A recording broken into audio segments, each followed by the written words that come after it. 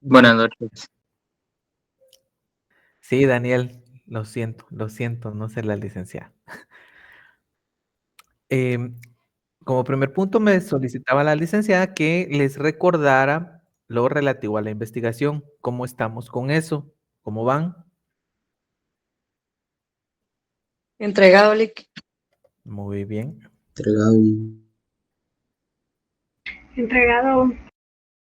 Entregado. En proceso, Lick. Entregado, Lick. En teoría se supone que el plazo era hasta hoy, ¿verdad? Exactamente. Por eso mismo les hago el recordatorio. A quienes no lo hayan entregado, pues todavía tienen unas horas. Háganlo. Les conviene hacerlo.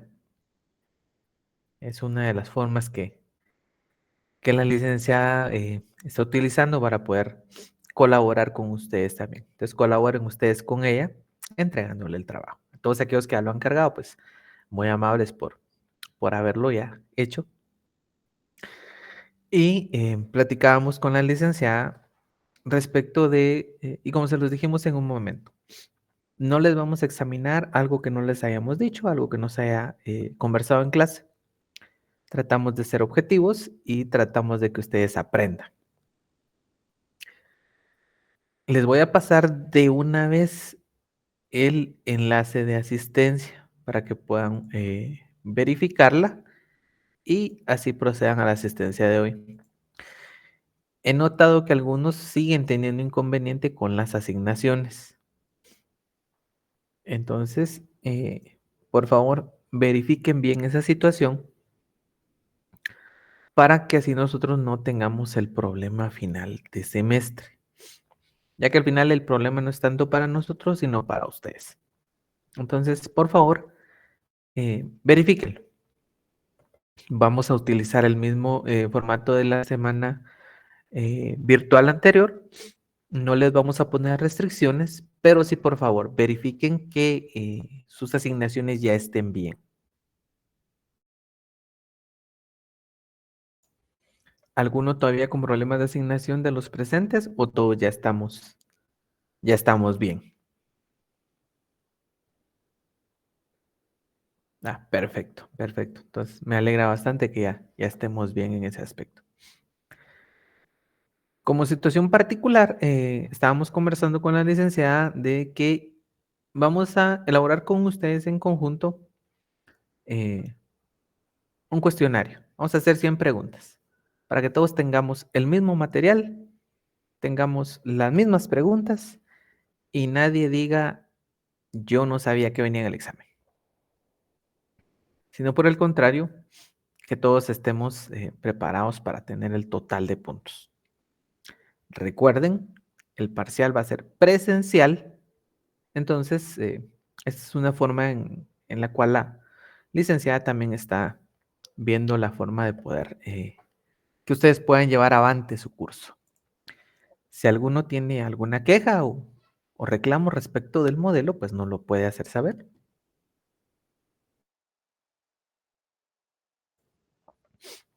Bueno, en virtud de que no hay quejas, vamos a empezar a decirles cómo va a ser la mecánica.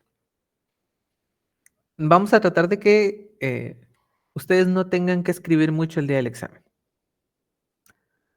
Y les voy a dar el ejemplo de la primera pregunta que nosotros tenemos ideada. Recordarán ustedes que en el primer día de clase la licenciada les hablaba sobre los aspectos propios de los conceptos. Pero entonces nosotros les vamos a preguntar, ¿es aquello que se refiere a una idea? ¿Es aquello que nosotros podemos imaginar? Y entonces ustedes nos van a colocar concepto. ¿Se dan cuenta el tipo de pregunta que vamos a llevar? ¿O cómo la vamos a llevar? No va a ser rebuscado. No va a ser nada que no les hayamos dicho, sino por el contrario. Va a ser como lo vimos en clase. Recordarán que les hablaba también del aspecto propio de lo que era una definición. Pero entonces nosotros lo podríamos poner como es aquella proposición mediante la cual se expone de manera precisa y concreta una idea. ¿Y eso qué es? Es una definición. Obviamente también requerimos que estudien, porque nos pueden cambiar la situación en el examen. Entonces, como se los he dicho siempre, particularmente quienes ya estudiaron conmigo, lean siempre toda la pregunta y después contesten. No es carrera, sino es solo necesario que hagan lo que van a tener que hacer en el ejercicio profesional. Leer y leer todo. Entonces, bueno, por acá por el chat les voy a ir pasando estas dos preguntitas que ya tenemos, ¿verdad? Que nos van a ayudar en nuestro parcial. Entonces, quien tenga ahí su computadora, quien tenga sus notas, quien quiera tomarle una captura a la pantalla, como lo quieran hacer, ya tienen las 2 primeras preguntas en el chat. Tómenlas o déjenlas, ya es cuestión de cada quien.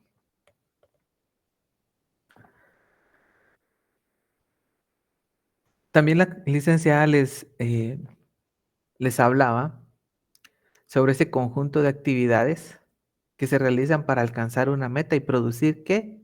Bienes y servicios. ¿Y eso qué es? ¿Cómo le llamaríamos a eso? Exacto, exacto. Eso es el trabajo. Entonces, bueno, pongámoslo como una tercera pregunta. Ahí ya tenemos una tercera pregunta.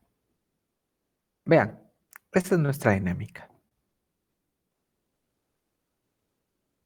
Si nosotros le dijéramos que es esa rama del ordenamiento jurídico que regula y controla el ejercicio de la potestad jurisdiccional en el orden social de la jurisdicción, ¿cómo le llamaríamos a eso? Vean que aquí nos habla ya de ese control de un órgano jurisdiccional. Y eso en clase la licenciada se los definía como el derecho procesal laboral. Recuerden ese aspecto. Regula y controla el ejercicio de la potestad jurisdiccional en el orden social. ¿Y esto qué es? Es ese derecho procesal laboral. Entonces, vamos a tomar nota de esta, que ya va a ser nuestra pregunta número 4. ¿Qué es lo esencial de esta pregunta? El ejercicio de la potestad jurisdiccional. ¿Y por qué jurisdiccional? Cuando nosotros, en la teoría propia del proceso, hablamos de los poderes de la jurisdicción.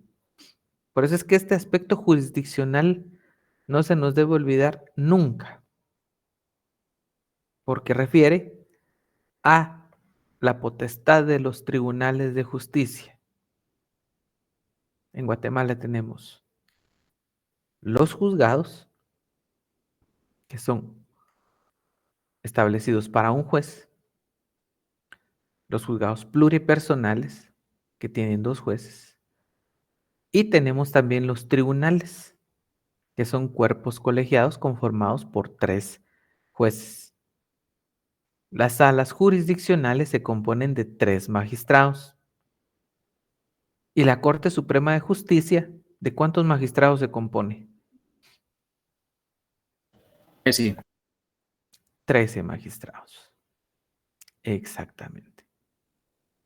Entonces, eso es para nuestro conocimiento general. Bien.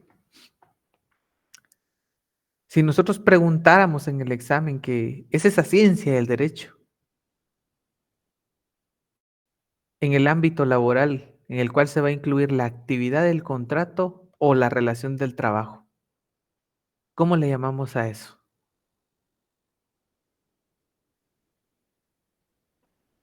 Acá tenemos que tomar que incluye la actividad, el contrato, ahí estamos, muy bien, y esa relación de trabajo. Y a eso le vamos a llamar derecho laboral.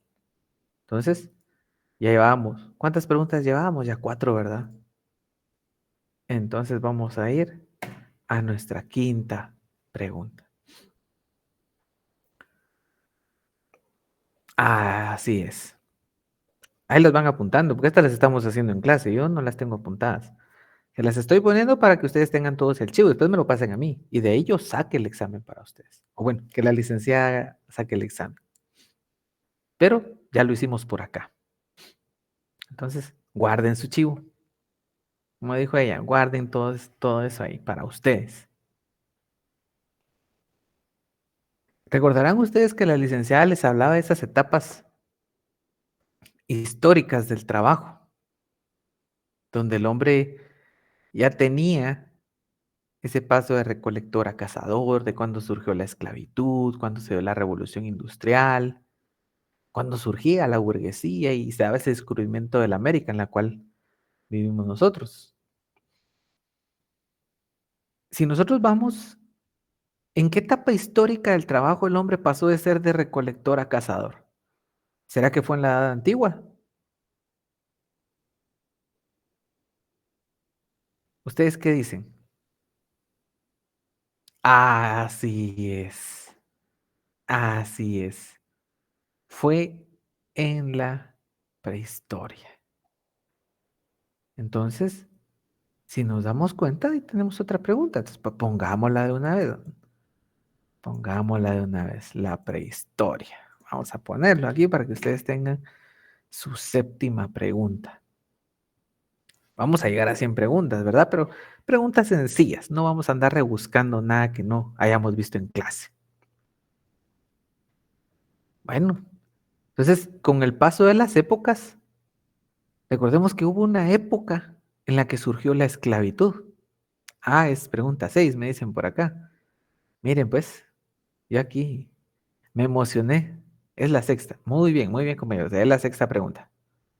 Entonces, lleven la anotación ahí. Lleven la anotación. Exactamente. Entonces, volvamos. Muy bien, Dulce. Así es. La esclavitud se dio en la Edad Antigua. Entonces, lo vamos a poner. Ahora sí, la pregunta 7, ¿verdad? No están dormidos. Ahí estamos. La esclavitud surgió en la Edad Antigua. Por aquellos recónditos lares de la antigüedad, tuvimos la revolución industrial. ¿Será que surgió en la Edad Moderna? ¿Ustedes qué dicen?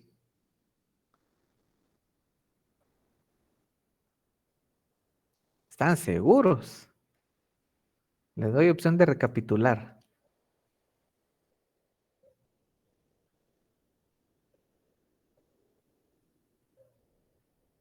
Muy bien. Les vamos a poner la respuesta por acá para que todos la tengamos y todos contestemos adecuadamente en el examen. Muy bien, José. José, muy bien, ahí estamos, ¿eh? Me gusta cuando van con esa enjundia. Ahorita sí, pregunta 8, ¿verdad?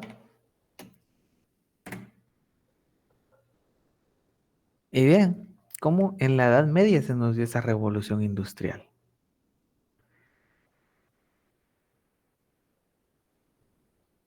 No, ya.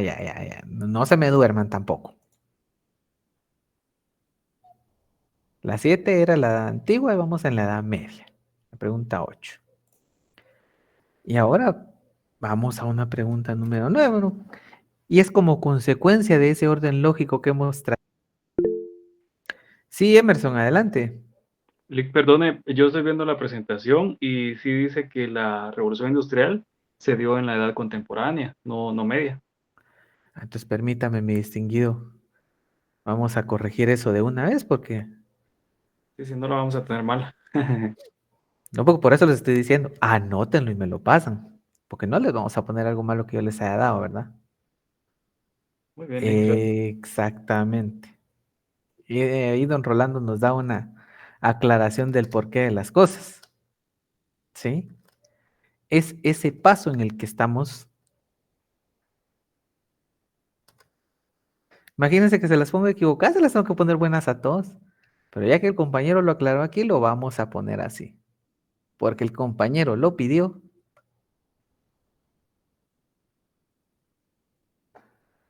Vamos a aclarar ese punto. Vamos a ir a la presentación para que no... Dice, vamos a ir a la Edad Media para aclarar ese punto. La Edad Media comenzó con la caída del Imperio Romano.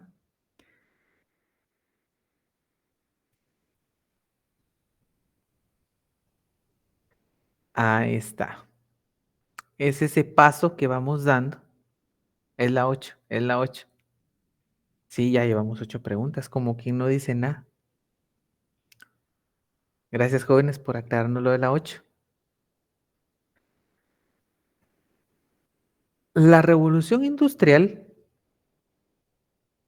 dice, hoy en día hay necesidad de producir más de un mismo bien, ya que no es rentable producir artesanalmente a consecuencias, y se da el hecho socioeconómico llamado revolución industrial. ¿Sí? Estamos al final de la Edad Media y en el paso a la Edad Moderna. Ahora, ¿cómo la ponemos en el examen? ¿O quieren que los ponga a desarrollarla? ¿En qué momento se da la revolución industrial? El pueblo decide. A mí me gusta la democracia. Sí, mi distinguido Emerson. En la diapositiva número 10 aparece como el esquema, digamos, y ahí aparece los eventos que se dieron en cada una de las edades. Tal vez si pudiera verla. Para allá vamos, mi distinguido Emerson. Es que creo que ahí tenemos un misclick. Permítame, mi distinguido Emerson.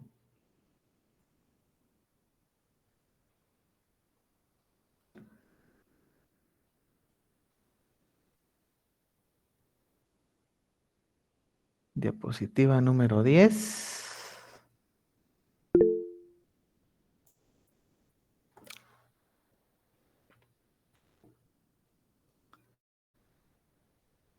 Creo que ya sé dónde está el problema.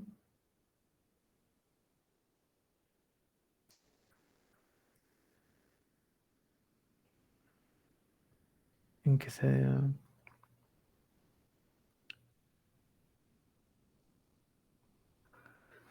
Ya encontré el problema, mi distinguido. Creo que ahí sí, sí hay un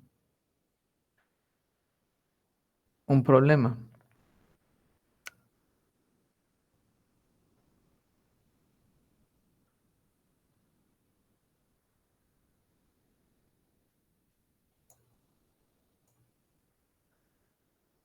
Yo creo que podríamos... Perdone, buenas noches. Disculpe, solo revisando notas, la licenciada indicó en el esquema que hizo en el pizarrón que empezaba en la Edad Moderna, pero no sé. No, y tiene razón. Viera que ahorita estaba revisando el libro del licenciado Chicas y hay una anotación al respecto de lo de la Edad Media. Y sí, ahí hay un error de contexto. Bueno, entonces corregimos de una vez la pregunta número 8.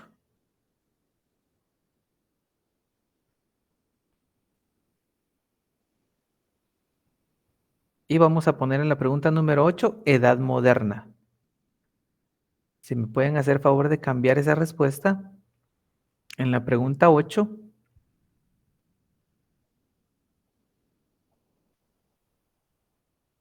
sí, no lo vamos a desarrollar porque aquí vamos a ir, como se los dije, yo se lo sostengo. Vamos a ir a preguntas así sencilla. No vamos a ir a complicarles la vida. Bueno, corregida la pregunta.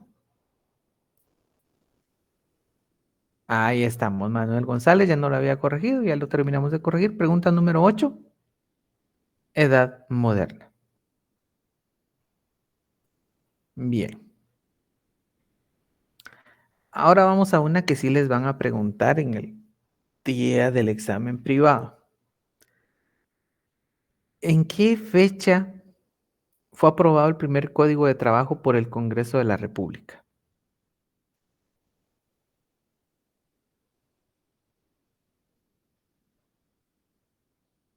¿Será que ahí estamos, Manuel? Manuel. Lean la pregunta y quiero que la tengan bien clara, porque dice, ¿en qué fecha fue aprobado el primer Código de Trabajo? Ahí está. Creo que todos la tenemos ya bien clara.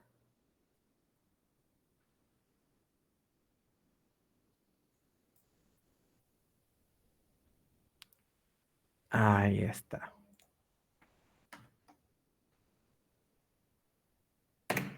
Entonces, ¿qué pregunta nos toca? Pregunta 9, ¿verdad?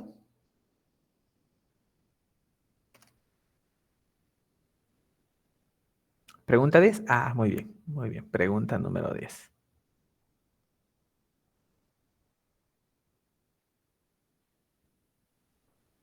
Ok, perfecto.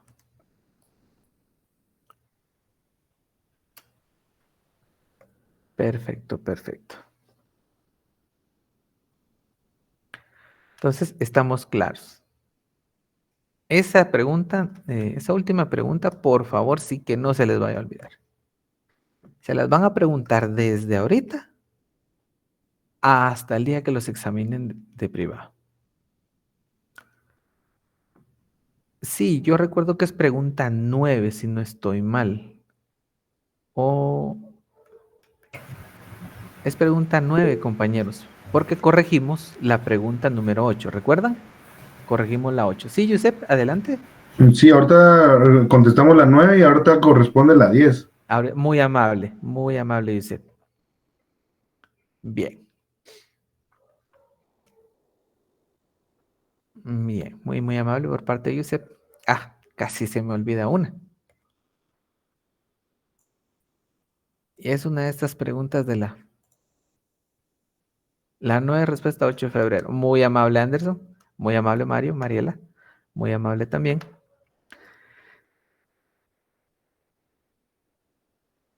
Si yo les dijera, ¿cuál es la actividad que ustedes desarrollan en el trabajo? ¿Se recuerdan que la licenciada les habló del derecho al trabajo, en el trabajo y después del trabajo? ¿Recuerdan esa división tripartita que ella les hizo? Exacto. Pero entonces, la actividad que nosotros desarrollamos hoy, quienes estemos en relación de dependencia, a eso se le va a llamar el derecho de trabajo. Entonces, si yo les dijera en el examen una pregunta así sencilla, ¿es la actividad que nosotros desarrollamos? ¿Qué sería eso? Derecho de trabajo. ¿Y dónde la desarrollamos? Así es, Mela. Entonces, no sé, siento que esa pregunta está muy sencilla. La verdad, no sé si la ponemos. ¿Qué opinan ustedes?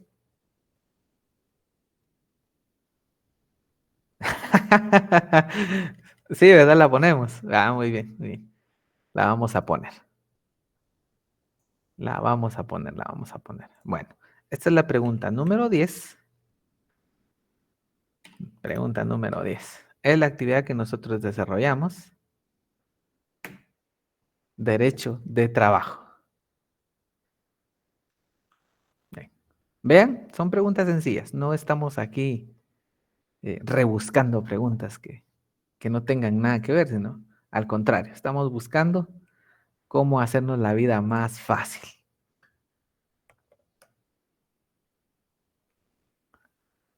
Muy bien. No vamos a terminar las 100 preguntas. Bien, si no las terminamos aquí, se las termino yo y se las paso.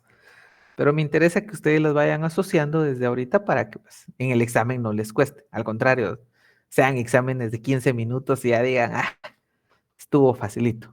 Eso es lo que queremos. No queremos que se nos complique en la vida, por favor. Sí, cómo no, con respuestas. Muy bien, Nieves, así va a ser. Así vamos a hacerlo. Sí, vieron, por eso estamos acá, evitándole la fatiga.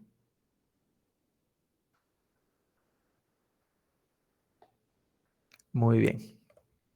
Entonces, ¿se recordarán ustedes que la licenciada les hablaba de esa división del derecho procesal del trabajo? ¿Recuerdan las 5 formas de división que les hizo? ¿Cómo lo clasificó? Y hasta con colorcitos se los hizo en el pizarrón, ¿se acuerdan? ¿Cómo lo dividió? Eran 5 formas.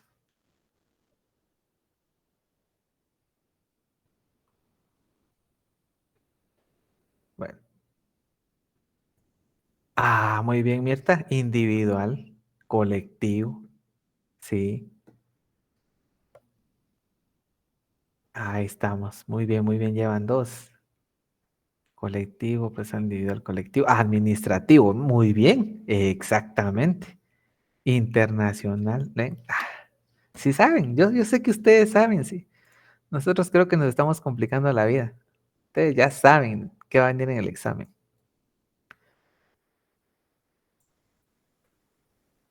Entonces, ¿qué pregunta nos toca? La 11, ¿verdad? Vamos a ponerla entonces.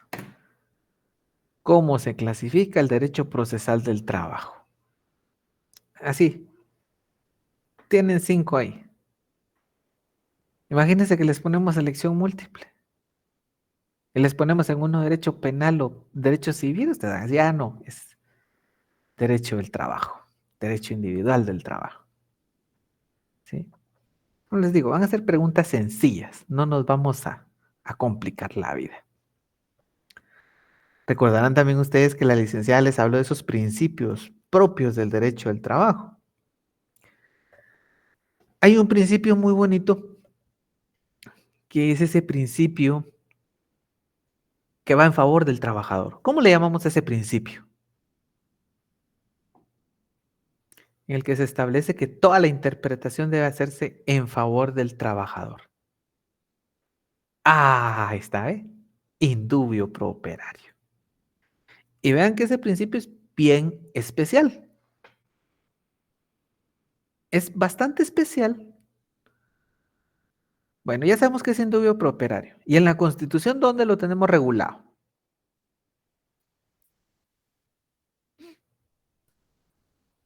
Artículo 106. Muy bien, Chelsea. Muy bien, Gustavo. Perfecto. Artículo 106, tercer párrafo de la Constitución. Entonces, vamos a refrescarnos nosotros ese artículo. ¿Y por qué? Porque esa finalidad es la que tenemos hoy. Ir estudiando para ese examen. Y ese último párrafo nos establece que en caso de duda sobre una interpretación o alcance de una disposición legal, reglamentaria o contractual en materia laboral, se interpreta en el sentido más favorable para los trabajadores. Entonces, vamos a poner. ¿Qué pregunta nos toca? La 12, ¿verdad?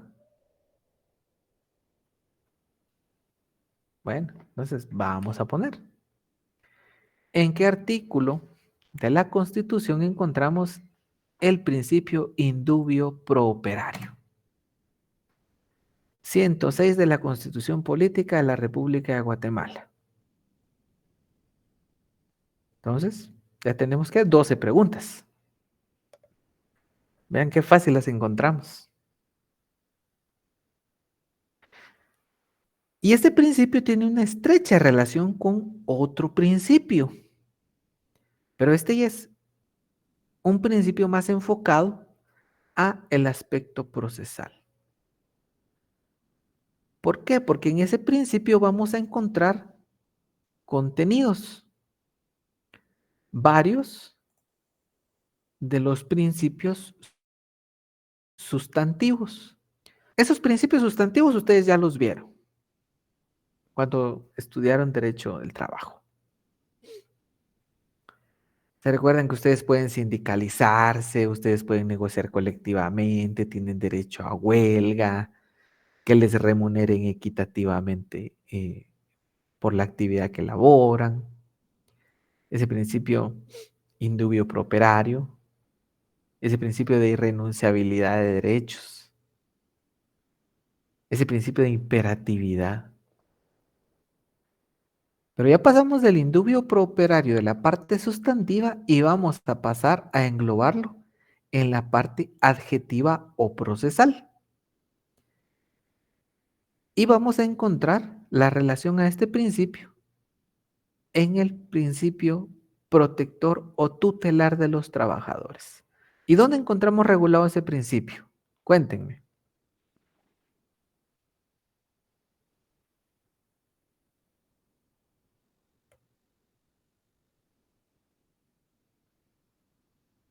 Por acá nos dicen el considerando A. Cristian también con el considerando A. Con el considerando A, considerando A, considerando A. Entonces, vamos a leer esa parte específica del considerando A. ¿Por qué? Porque es necesario que lo tengamos claro. El derecho de trabajo es un derecho tutelar de los trabajadores, puesto que trata de compensar la desigualdad económica de estos, otorgándoles una protección jurídica preferente. Entonces, si nos damos cuenta, ese principio tutelar va relacionado intrínsecamente con el principio de indubio prooperario, porque ya pasamos de un aspecto sustantivo, un aspecto meramente teórico, a un aspecto tutelar, un aspecto procesal. ¿Y quién se va a encargar de hacer esa equiparación social? En nuestro campo va a ser el juez. ¿Y por qué el juez tiene encomendada esa tarea? Porque procesalmente a él, por ministerio de la ley, se le encomienda dictar una sentencia con base en ese sistema de la conciencia. Entonces vemos cómo la propia ley y la Constitución se interrelacionan e interrelacionan los principios para que una sentencia en un proceso laboral lleve implícito el principio tutelar en relación con el principio indubio prooperario. Muy bien. Recordarán que también la licenciada les habló de esos principios generales del derecho y cómo vienen a ayudar en los aspectos propios del derecho y más en el derecho del trabajo. ¿Recuerdan ustedes que ella les hablaba de esas funciones de los principios generales del derecho? ¿Y cuáles son esas funciones?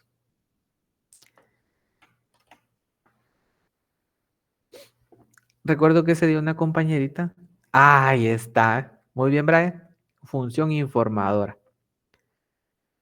¿Y por qué informadora y por qué esta también es muy importante? Son tres, pero vamos a ir primero. Normativa. Perfecto, Brian. Estas funciones son bastante importantes, interpretativas también. Entonces, ya tenemos las tres. Bien. Muy bien, compañeros. Bueno, pongamos otra pregunta. Muy bien. Funciones de los principios generales del derecho. Entonces vamos a poner, ¿cuáles son las funciones de los principios generales del derecho? Ahí va otra pregunta. Apúntenla y me hacen favor de tenerlas ahí. Así tenemos bien planchadito qué es lo que vamos a ir a hacer al examen. Y nos evitamos que nos cambien las preguntas estos catedráticos. La función informadora, se recordarán que se les hacía la acotación que era más para el legislador, para que él le sirviera de base o de fundamento para que cuando promulguen una ley sea armonizada conforme a esos principios y no vengan a crear una legislación que vaya a menoscabar cualquiera de los principios.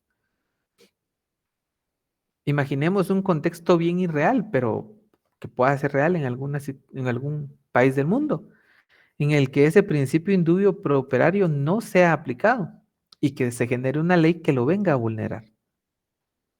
Entonces ustedes,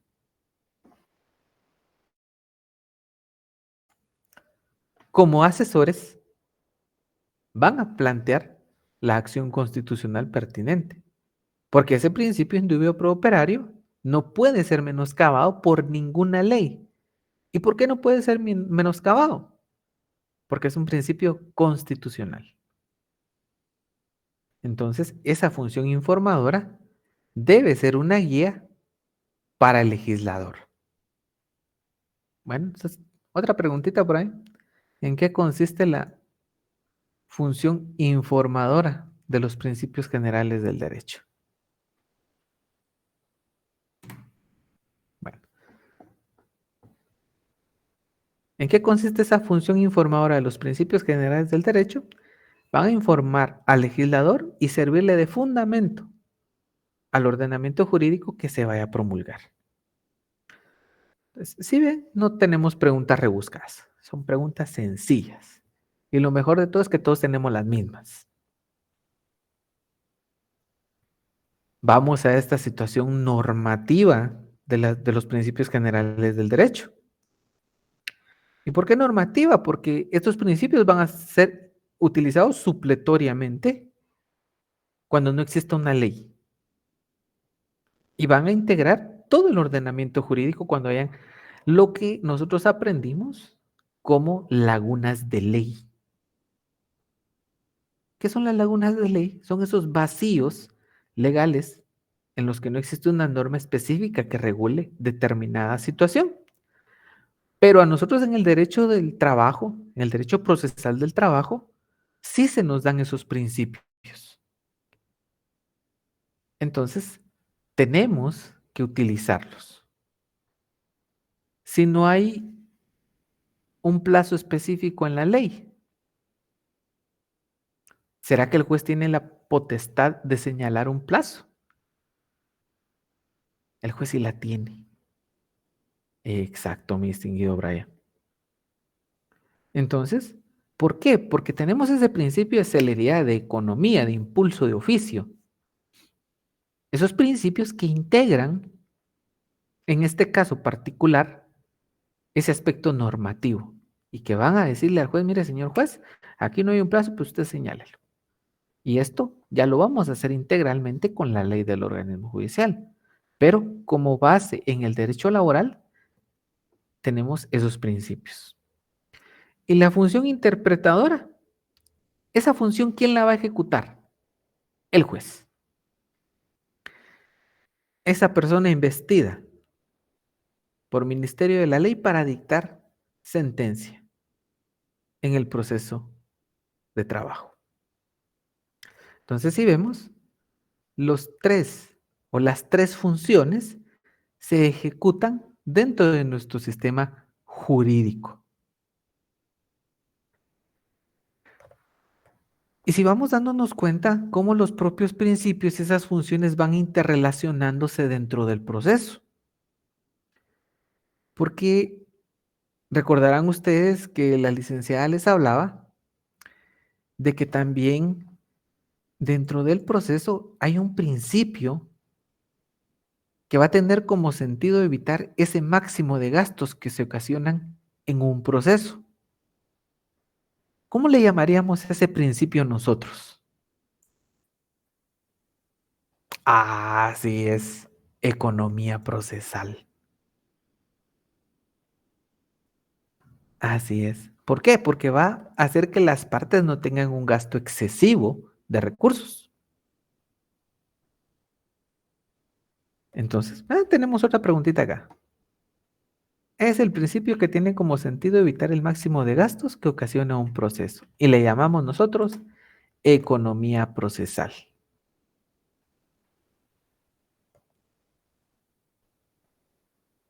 Bien. Ahora, si yo les preguntara a ustedes, ¿cuál es la naturaleza jurídica del derecho procesal de trabajo? ¿Y cuál es su fundamento legal? ¿Qué me dirían ustedes? Derecho público. Así es.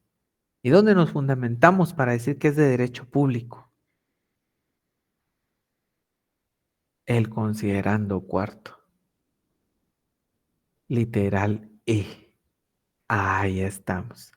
Si se dan cuenta, yo creo que me estoy quebrando la cabeza por gusto. Ni cuestionario hubiera hecho si ya se lo saben todo. Muy bien, pues tenemos otra preguntita por acá para ustedes que ya lo saben, pero nunca está de más que lo tengamos apuntado. Ah, muy bien, Brian, sí, 30 puntos para todo. Quisiera, pero no se puede, hombre. No podemos. Entonces, ya tenemos otra preguntita. ¿Cuál es la naturaleza jurídica del derecho procesal de trabajo y su fundamento legal? Es una rama del derecho público y lo fundamentamos en el considerando cuarto, literal E de nuestro Código de Trabajo. Además de ello, también vamos a recurrir a nuestro artículo 14, porque también nos relaciona a que son normas legales de orden público. De una vez. Está muy larga la respuesta. No, está sencilla, ustedes lo saben. Vean cuántos me respondieron. Ya vi que 10 minutos van a hacer en el examen ese día. Entonces, así es. Yo sé que ustedes van a tener 30. No tengo la menor duda. No tengo la menor duda. Muy bien. Entonces, 2 horas de examen. Ah, sí. No, hombre, no se puede. ¿Qué más quisiera yo? Ay, imagínense hasta platicar un rato, pero no se puede. No se puede. Bien. Hay un principio muy bonito del derecho en el cual se dice que el juez tiene que estar en todos los actos procesales. ¿Cómo le llamaríamos a ese principio? Ah, inmediato. ¿Ven? ¿Se dan cuenta? ¿Se dan cuenta? Es que lo tienen todo, pero así fresquecito. No hay ni necesidad de preguntarles, que ya media pregunta va uno y ya saben qué es. Bueno, entonces, pongámoslo acá. Pongámoslo por acá. Principio en el cual el juzgador debe estar en todos los actos procesales. Inmediación. Sí, imagínense, yo 100 tengo que hacerles. Pero preguntas sencillas, no se me compliquen la vida a ustedes. No se les va a olvidar, no, hombre, no creo que se les olvide todo. Con todo el cariño les estamos dando aquí las preguntas.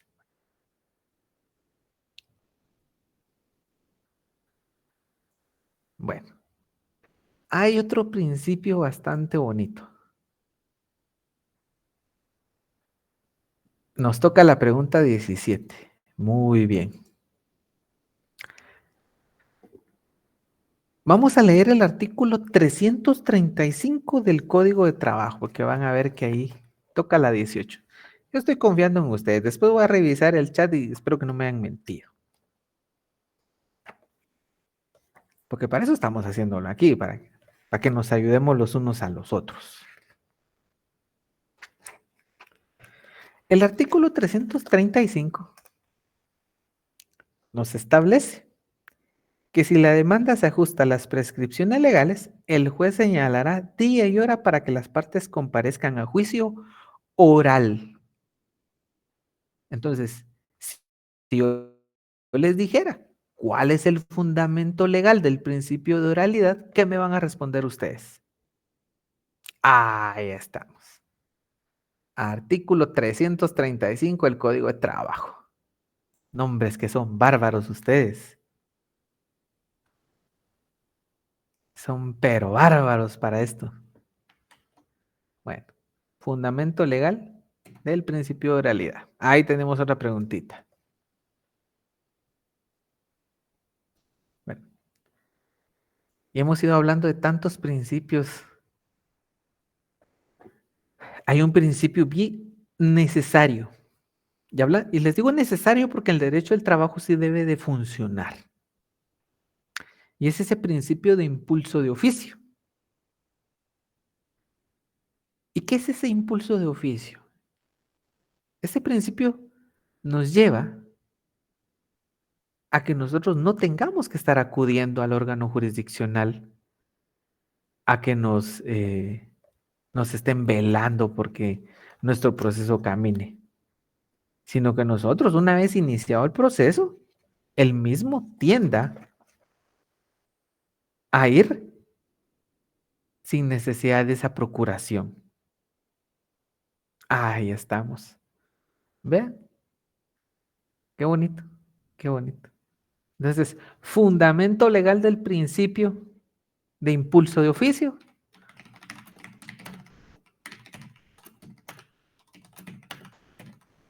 Entonces vamos a poner artículo 321 del Código de Trabajo. No, es que son bárbaros, la verdad. No tengo por qué complicarme yo la vida aquí. Sí, mi distinguido Manuel. Pero, si usted se da cuenta, ya en un aspecto técnico procesal, ¿cuál es el que le está diciendo, mire, la audiencia se va a señalar? Porque aquí estamos en una disposición general.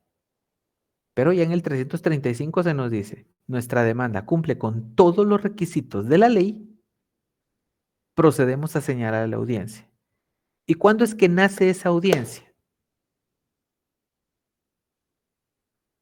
Muy bien, Saulo. Sí. No vean.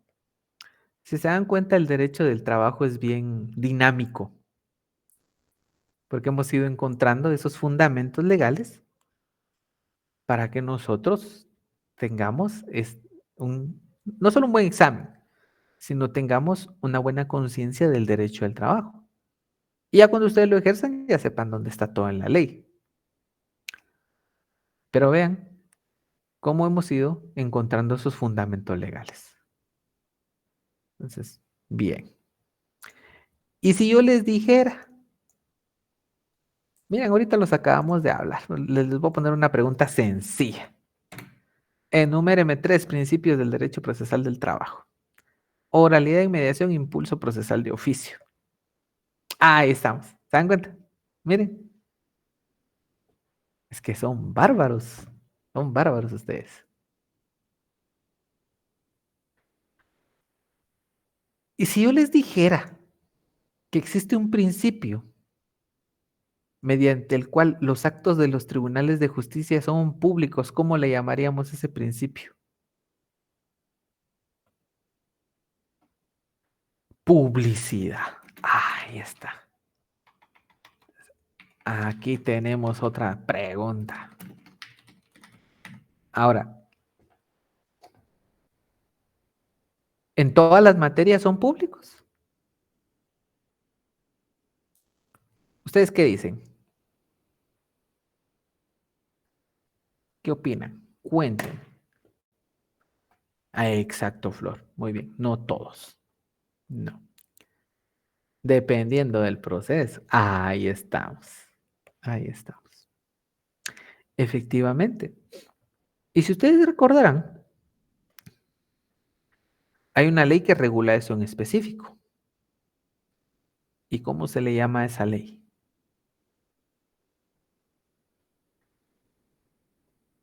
Nos dicen que la ley del organismo judicial. ¿Alguien más? Gracias, Shirley. Ahí estamos. Ley de acceso a la información pública. Ahí se regulan esos aspectos propios de la publicidad.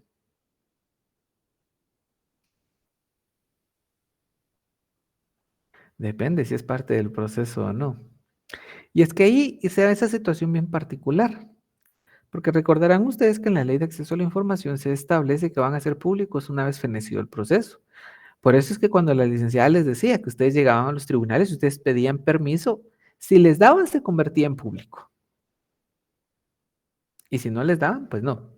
Pero eso ya era el derecho de las partes de establecerlo. Por eso es que nuestro distinguido amigo Brian nos dice, depende si es parte del proceso o no. Y ustedes como partes van a decidir si se hace público o no se hace público. Ojo, solo en un caso nunca va a ser público. Es un caso bien particular. Y es, las audiencias y procesos de niños, niñas y adolescentes jamás van a ser públicos. Ahí estamos. Muy bien, Emma. Exacto. Entonces, ¿ya vieron cómo son ustedes ahí de acuciosos? Hay otro principio bastante practicado y que es también obligatorio en cuanto a la materia del derecho del trabajo. Y si yo les preguntara a ustedes, que es un principio por medio del cual se prevé que en una audiencia se lleve la mayor cantidad de etapas procesales, ¿cómo le llamaríamos a ese principio? Ah, ya está. Se los digo, miren, se las voy a poner porque vi que la tienen ahí, pero lista. Entonces, ahí tenemos el principio de concentración. Si se dan cuenta, los principios son una parte bastante importante del derecho del trabajo y del derecho procesal del trabajo. ¿Y por qué? Porque también se van a tomar para la interpretación jurídica. Porque al juez se le obliga que en ese sistema de la conciencia o de la libertad en conciencia, él plasme toda esa equiparación que tiene que hacer entre la parte menos beneficiada, que es el trabajador, y esa concordancia con el patrón. Por eso es que acá se utiliza la libertad en conciencia como sistema de valoración. Es el único proceso en el cual se va a utilizar de esta manera tan específica. No como en el proceso civil, que allá se utiliza la prueba legal o tasada, la sana crítica y la libre convicción. Acá no. Acá como base se utiliza la libertad en conciencia. ¿Y por qué? Porque esto va a hacer que el juez pueda ejecutar de una manera acorde y concorde con la legislación. ¿Qué principios? Ya lo leímos. Indubio, prooperario y ese principio de tutelaridad de los trabajadores. Vamos a hablar del proceso en sí un poquito más adelante, pero es para que ustedes ya lo tengan en la conciencia, valga la redundancia, porque ustedes van a ser jueces. Y si son jueces de trabajo, van a tener que ejercitar ese sistema de la libertad en conciencia. Si bien es cierto, el derecho del trabajo es bastante dinámico, también es cierto que él mismo va a ir encauzado más en torno a quién. ¿A quién va dirigido el principio indubio prooperario? Al trabajador, Lick. Así es. Así es, mi distinguido Yusef, mi distinguido Edwin y Melanie. Así es. Es más fácil que creemos un sistema de valoración que vaya más enfocado a la protección del trabajador que al patrón. Y esto por cuestiones propias de la doctrina del trabajo.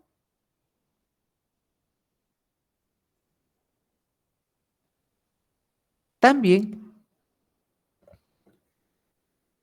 tenemos dentro de todos estos aspectos de los principios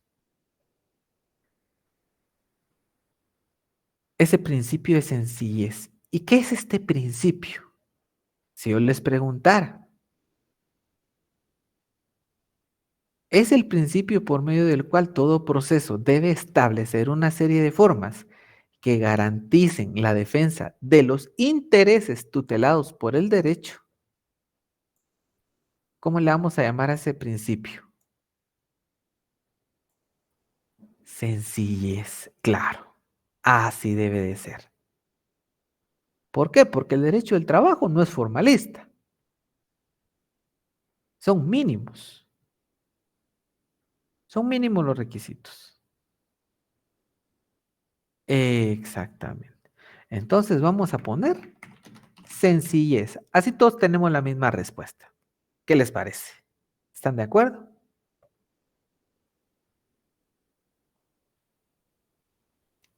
Enojados los vi.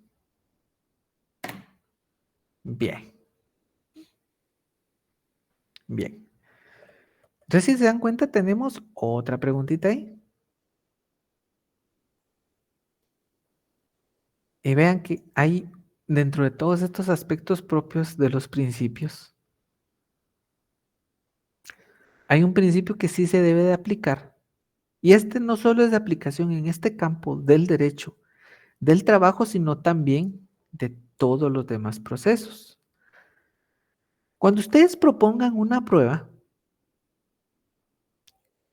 dense en el entendido de que como los va a ayudar, también puede favorecer a la contraparte. Porque la prueba no es de ustedes. ¿Sí? La prueba es para el proceso. Entonces tienen que estar bien, bien claros en ese aspecto. Entonces, si yo les pusiera, es el principio que consiste en que los medios de prueba diligenciados o producidos por una de las partes no lo benefician únicamente porque se convierten en pruebas del proceso y no de las partes. ¿Cómo le vamos a llamar a ese principio?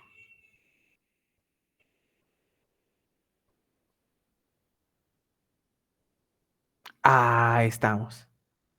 Principio de adquisición. Principio de adquisición de los medios de prueba. Entonces, una preguntita más.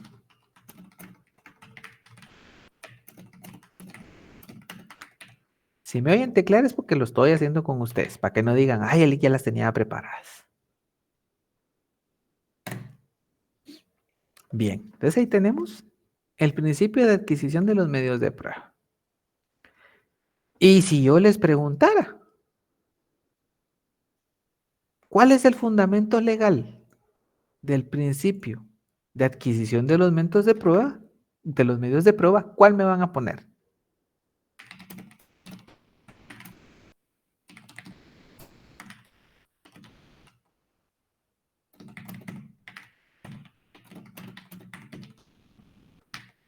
Bueno, esta sí creo que estaba un poquito difícil. Ah, no, ahí está Manuel. Ah, muy bien, Manuel. Muy bien, muy bien.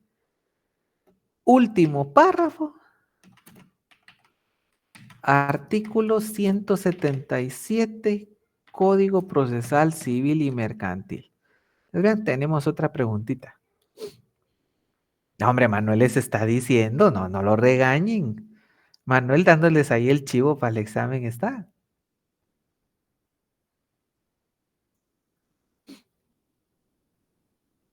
Imagínense que Manuel no lo dice y se las ponemos. Ah, está fregado, ¿verdad?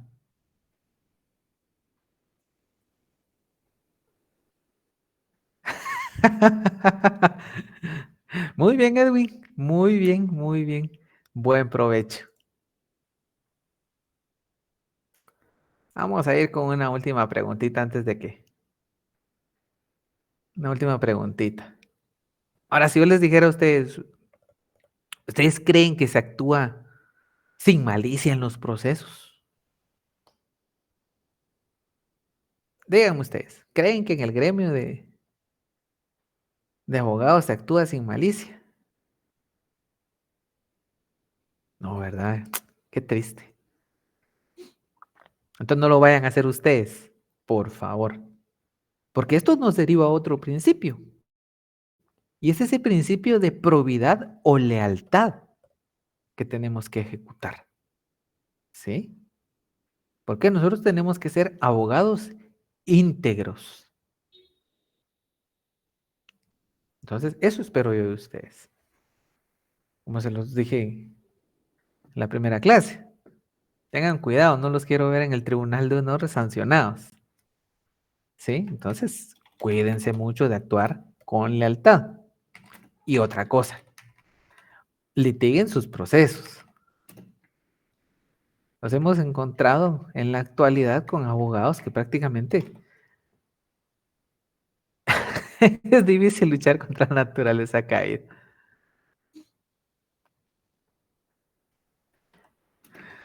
Muy bien, entonces, si yo les pusiera, es el principio que consiste en la obligación que tienen las partes y sus abogados asesores en litigar de buena fe en juicio. ¿Qué principio es?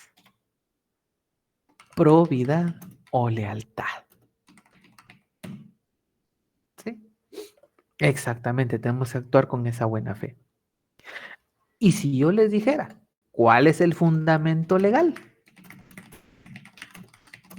del principio de probidad o lealtad? ¿Cuál me van a decir ustedes que es? Les doy una pista. Es una ley supletoria.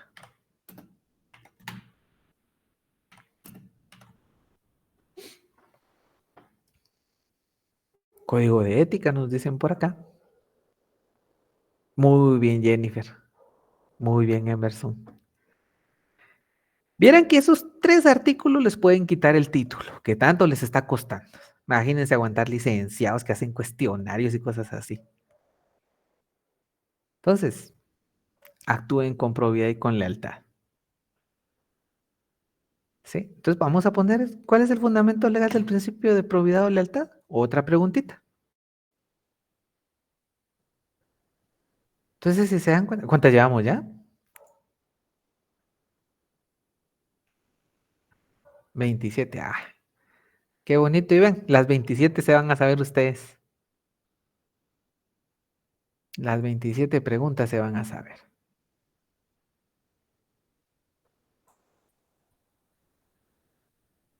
Bueno, entonces vamos también a establecer. Tiene una preguntita muy bonita por acá. ¿Será que se las hago o no se las hago? Se ve un poco complicada y creo que a ustedes eso no les gusta.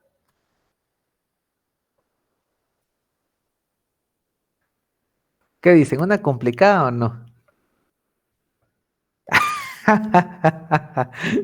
No, no, no, claro que no, no van a ser complicadas, compañeros. Todo ha sido pensando en ustedes. Nada, nada ha sido en detrimento de esto. Bueno, falso y verdadero. Falso y verdadero.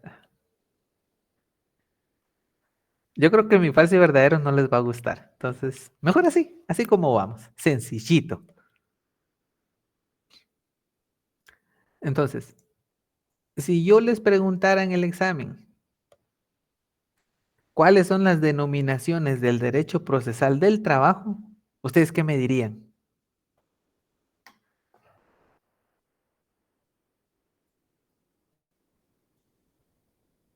Cuéntenme.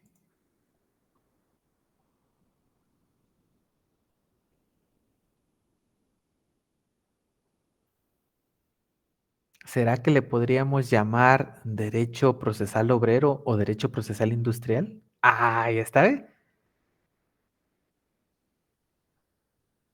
Bueno, ahí está, pues. ¿Con qué otras denominaciones lo conocemos? Procesal obrero, procesal laboral, derecho procesal industrial, procedimiento laboral. Entonces vamos a poner otra preguntita para que ustedes ya la tengan ahí listos para su examen.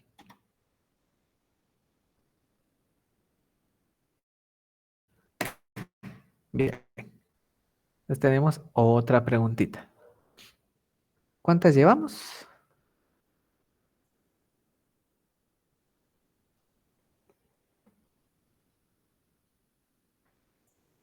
28. Vean, ya vieron que avanzamos bastante. No, hombre, si ustedes como se las saben todas. Bien. Entonces, si yo les hablara de la autonomía del derecho del trabajo, ¿a qué me referiría con eso? ¿Será que me refiero a esos principios e instituciones propias que tiene?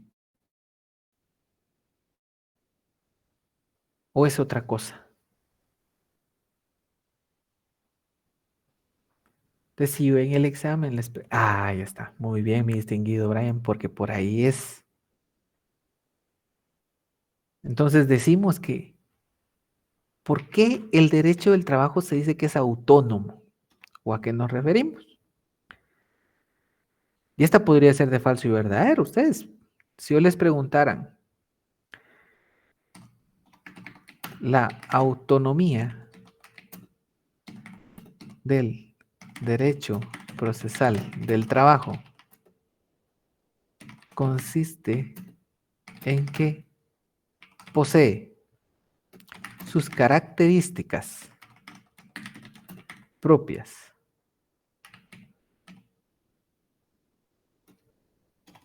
Ahí está, abarca un conjunto de principios y tiene sus instituciones propias. Así es. Tiene sus propios principios, características y campo de acción. Entonces, esa es la realidad de la autonomía del derecho procesal del trabajo. Entonces, si yo les preguntara, la autonomía del derecho procesal del trabajo consiste en que tiene sus propios principios, características y campo de acción. ¿Eso es falso o verdadero?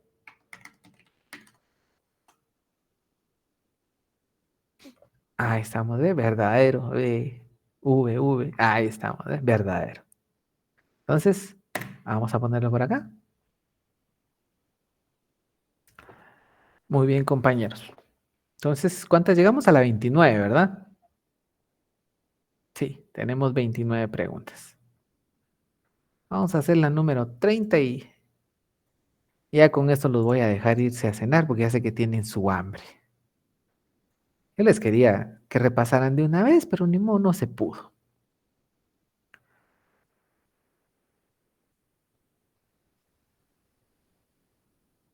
Si yo les dijera que derecho procesal del trabajo es el conjunto de principios, instituciones y normas instrumentales que tienen por objeto resolver conflictos surgidos con ocasión del trabajo, individuales y colectivos, así como las cuestiones voluntarias,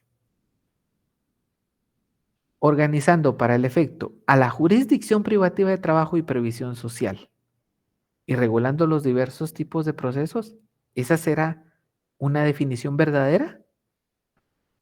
Ahí estamos. Definición. Entonces eso es verdadero. Entonces vamos a repetirlo. Derecho procesal del trabajo es el conjunto de principios, instituciones y normas instrumentales que tienen por objeto resolver los conflictos surgidos con ocasión del trabajo, individuales y colectivos, así como las cuestiones voluntarias, organizando para el efecto a la jurisdicción privativa del trabajo y previsión social y regulando los diversos tipos de procesos. Eso es verdadero.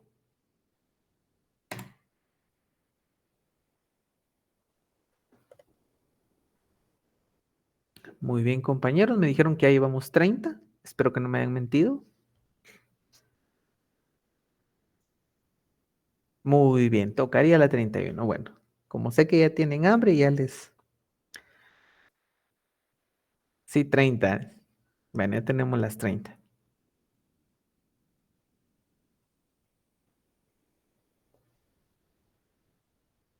Sigamos, dice Shirley. Muy bien, Shirley. Vamos a seguir. Hambre de conocimiento. Muy bien, muchas gracias, Dulce, muy amable. Repasemos las preguntas. Solo voy por mis frijoles. Bien, por hoy lo vamos a dejar por acá. Me hacen favor y quien haya tomado nota de las 30 me las manda. De ahí vamos a sacar el examen. ¿Sí? Como se los dije, nosotros estamos tratando de hacer la clase no regalada, sino que el conocimiento lo puedan obtener ustedes de una forma sencilla. Entonces, muchas gracias por su atención el día de hoy. Pues continuamos el día miércoles. El viernes no, mi distinguido Mario. Y ahorita les voy a pasar la asistencia por acá, porque si no se me van y no ponemos la asistencia y Después me van a jalar las orejas.